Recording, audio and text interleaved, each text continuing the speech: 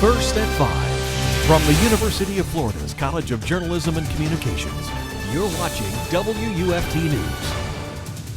The horror of a mass shooting in Oregon brings new emotion to the political debate over gun access and campus security. Good evening, I'm James Torres. And I'm Taylor Trichet. There's now a fierce debate over guns and security at the Oregon school.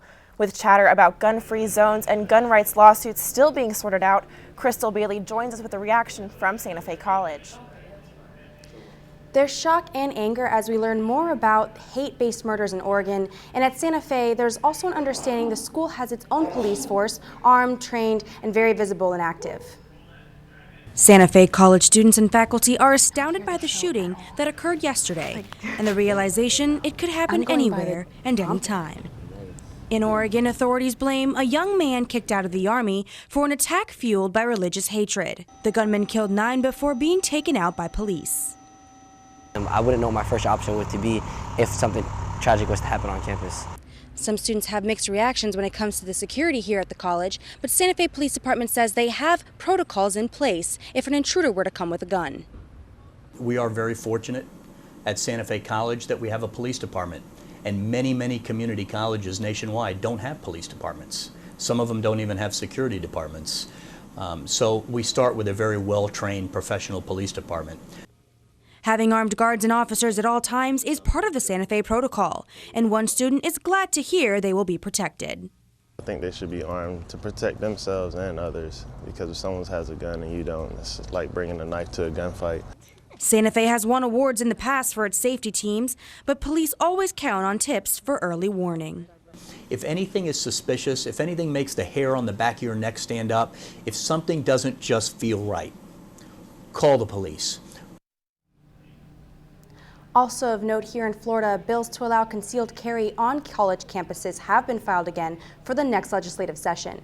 And UF is still in a legal fight with guns rights groups over UF's ban on firearms in university housing. Crystal Bailey, WUFT News. All right, Crystal, thank you. Well, 3 people were killed and 1 was wounded in a shooting in Inglis, Florida last night. Levy County deputies say the shooter, a male, died of a self-inflicted wound and a gunshot upstairs in the house. Investigators found a female victim dead in the downstairs room and found 2 men outside the home. 1 was dead. The other was rushed to a hospital, and the extent of his injuries is unknown. The sheriff's office believes the shooting stemmed from a domestic issue. Well, a troubled Gainesville neighborhood may be on the rebound. WUFT's Ashlyn Reese visited Pineridge today to talk to police officers and others working to improve the community. Ashlyn, police say this area has been known for a lot of gang activity recently. Well, they say it was not a safe place to stop by and see someone. However, a lot of different efforts are coming together to improve that sense of community. There have been plenty of horror stories, shootings, and robberies. AK-47s dumped in trash cans, kids making homemade bombs to toss at police cars. But for over a year, police officers and others have been working to turn things around. People are coming together to improve the Pineridge area on the north side of Gainesville, an area so rough the residents started calling it Pakistan. GPD says it's cutting crime by engaging the community with more patrols and personal interactions.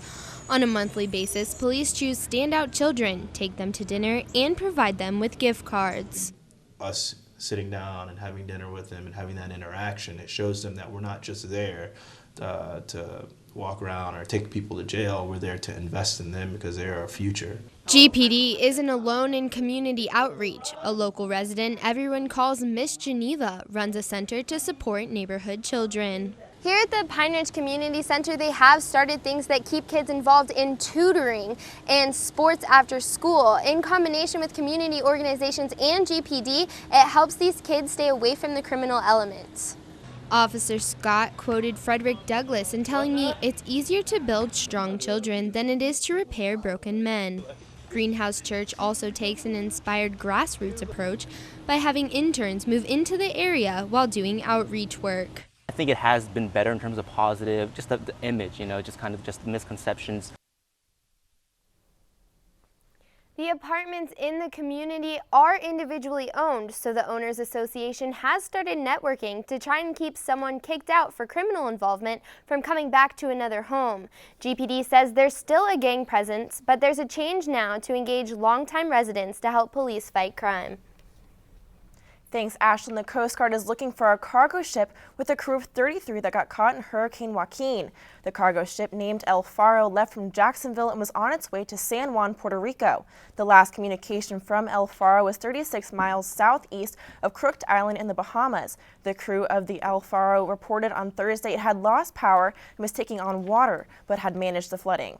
The Coast Guard and the Air Force are working together to restore communication with the ship, but so far, all attempts have failed. Well, Joaquin is beginning to turn away from the United States now. UF forecaster Rebecca Kopelman joins us from the Weather Center with more. As of the 5 o'clock advisory, Joaquin is still a major hurricane, a Category 3 hurricane, but has continued on its northern path, and that's a turn that we saw this morning. Luckily, the track has pulled further and further away from the United States eastern coast, and it looks like there will be minimal impacts from Joaquin along the U.S. coast, likely no landfall as it continues to move to the north and will weaken eventually, but still could remain as a major hurricane through this weekend. Closer to home, we are mostly clear in terms of the rainfall. Further to the north and west, there are a few showers that have been continuing along the nature coast. Otherwise, just a couple of clouds outside, and that's kept our temperatures down. But we also had a front that moved through yesterday. That's why we had those storms that lingered through the evening, and that's bringing in some cooler weather. Our temperatures being held down by the clouds and the cooler air. 75 in Gainesville, 79 in Ocala, a little bit warmer down in Orlando at 84, but Valdosta at 68 degrees. And if you're wondering how different that is from yesterday, about 11 degrees from 24 hours ago, 11 degrees cooler in Gainesville and 7 degrees cooler in Cedar Key. If you're wondering if this cool weather will stick around for your Gator Game Day forecast, I have that coming up in my main weather forecast. Back to you.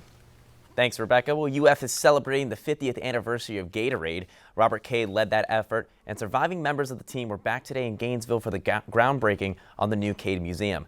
The event started with a speech from one of Cade's children and ended with people digging into the ground. The Gainesville community was well represented with Mayor Ed Brady, middle school kids, city officials, and board members of the Cade Museum.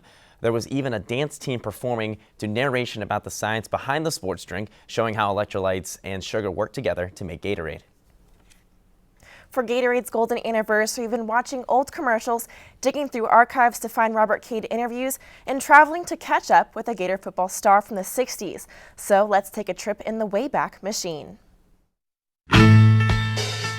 UF football players were burning up in the Florida heat. I sweated a lot. I had a stamina problem. All-American Larry Smith remembers fall practices. I would get very tired and I'd lose a lot of weight. Word spread to Dr. Robert Cade, who had an idea for football coach Ray Graves. Here's how Cade himself remembered it for UF historians. If I could give him a better football team in the fourth quarter, he was interested. Cade and his researchers studied 10 players for 1 week. They measured sweat and analyzed blood and confirmed suspicions that as players perspire, they dehydrate and slow down. That same pattern occurred over and over. The solution was simple: replenish and rehydrate. Because Gatorade gets into your system approximately 12 times faster than water. 12 times faster.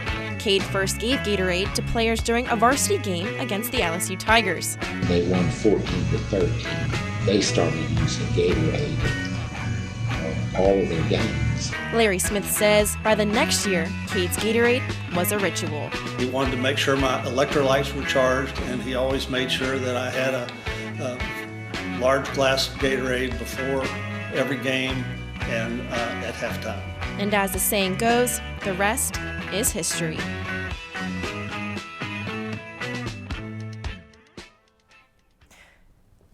Members of Cade's team will be honored at the Ole Miss game tomorrow. Phoebe Cade Mills will stand in for her dad, who died in 2007.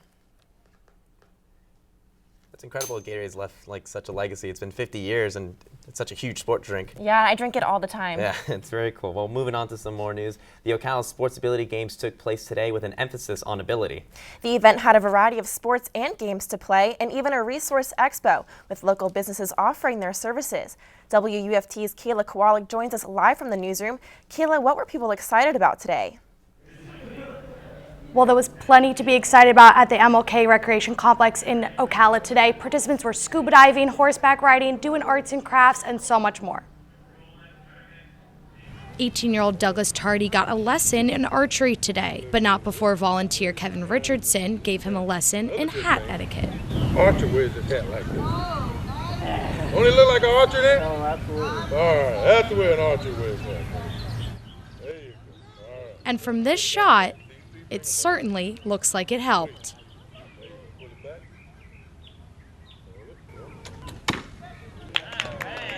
Tardy is one of the many participants at the Ocala Sports Ability Games today, and the reason he enjoys the event is simple.